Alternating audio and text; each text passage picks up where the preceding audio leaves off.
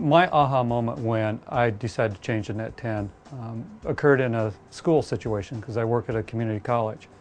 We moved into a new building, no reception on the carrier that I had. But I saw a student talking on his cell phone, so I asked him, what service you have? And he goes, oh, I have Net 10. I don't know, it's Net 10. I went out the next day and bought a Net 10 phone. And it worked perfectly in the classroom. It was one of the best decisions for communications that I've done. The nice thing about Net 10 is it says what you get and you get what it says. Plain and simple. There's no fine print, there's no hidden contracts, there's no hidden meaning. I put a refill card in this.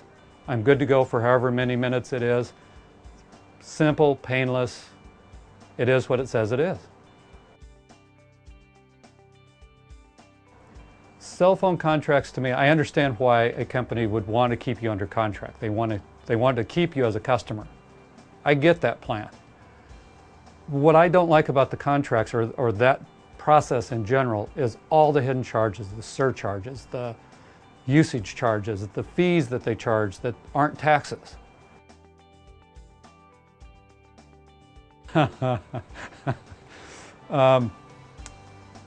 I was an original subscriber, whatever they call it, original user of at&t before it was even at&t.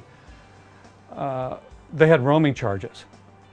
And I was traveling in Kansas City, and my work in Los Angeles called me. And I said, why don't I call you back because I'm in roaming? Oh, no, it'll take a few minutes.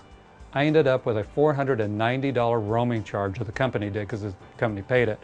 But $490, and it was like a 60-minute phone call.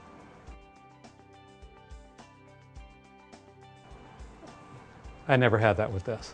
There's no roaming charges, there's no additional fees.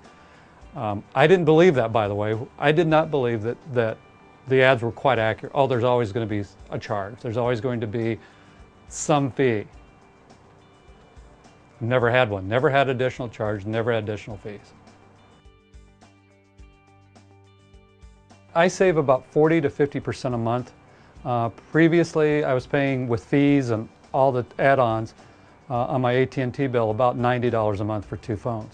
The phone that I carry with me, and my wife has a phone, and it's less than $50 a month. I think the last time I put a 1,000-minute card in this, of course, I put a 300-minute card in hers, and she's used it for 3.5 months.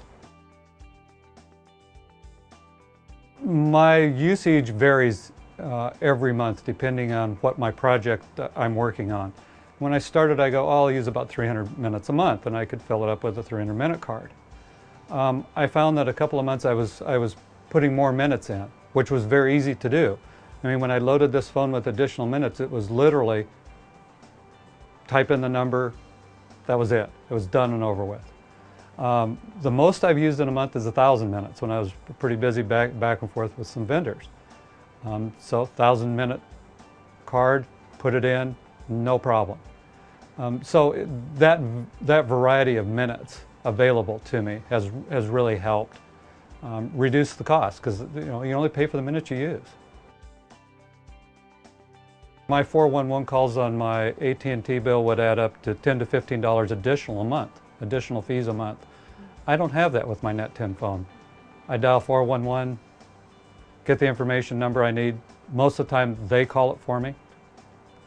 It's painless, especially when I get the bill or lack of bill at the end of the month. But the reality is this phone gives me better service than my at&t phone did. I live over on the coast of California, over by Ventura, and I drive 40 miles to work every day through the mountains. My at&t service would drop calls through the mountains going on Highway 126. My little Net 10 phone, service all the way through, all the way from Ventura to Santa Clarita. This was the second phone that I had because the first one I dropped. And it's typical phone, doesn't like to be dropped. So when I changed the SIM card out, it had some problems coming up with the correct phone and whatever data it needed.